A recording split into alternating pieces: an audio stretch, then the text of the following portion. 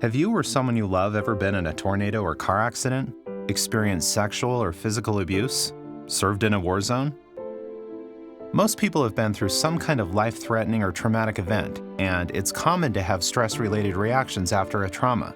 But when symptoms last more than 3 months and they're not getting better, it's time to get help. Meet Sam.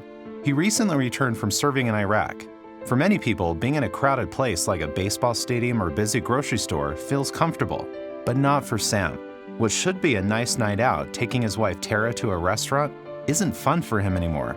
He can only handle it if he sits with his back to the wall where he has a good view of the exits, and even then, he's too on edge to really enjoy it. At home, things aren't the way they used to be either. His sleep is restless at best, and some nights Tara isn't sure if Sam comes to bed at all. Sam seems to have a short fuse these days, and sometimes he snaps at Tara over tiny misunderstandings. What he and Tara never talk about is the trauma he experienced when he was deployed. He's never mentioned the guilt, the weight he carries around, wishing he could have done more to prevent what happened.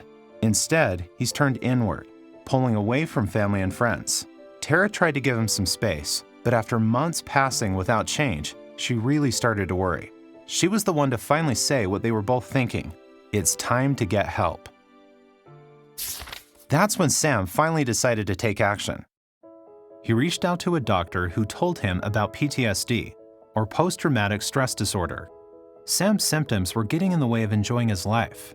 Re-experiencing, hyperarousal, feeling worse about yourself or the world, and avoidance are the 4 types of symptoms people with PTSD have. Sam's doctor explained each.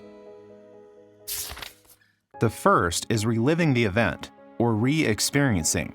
This is often an unwanted memory or even a flashback where you feel like you're right back in the situation again. Seeing, hearing, or even smelling something that reminds you of the trauma can trigger these. Nightmares where you relive parts of the event in your sleep are common too. The second is avoidance, staying away from situations that remind you of the trauma. That's why Sam tries to avoid thinking about painful memories altogether. He pours himself into his work or uses alcohol to keep his mind from going back to the trauma. The third is feeling worse about yourself or the world since the trauma. You might feel overwhelming guilt like Sam or not trust anyone. You just might not be able to feel happy, even when you are around people you love. The fourth type of symptom is sudden rushes of anger, irritability, feeling jittery, always on alert, always on the lookout for danger. This is called hyperarousal, and loud noises or a driver cutting in front of you can be all it takes to set you off. If you recognize any of these symptoms of PTSD in yourself or someone you love, don't wait.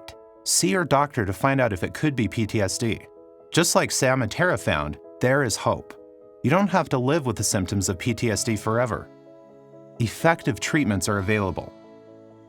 To learn more about PTSD or how to get help, visit the National Center for PTSD website at www.ptsd.va.gov.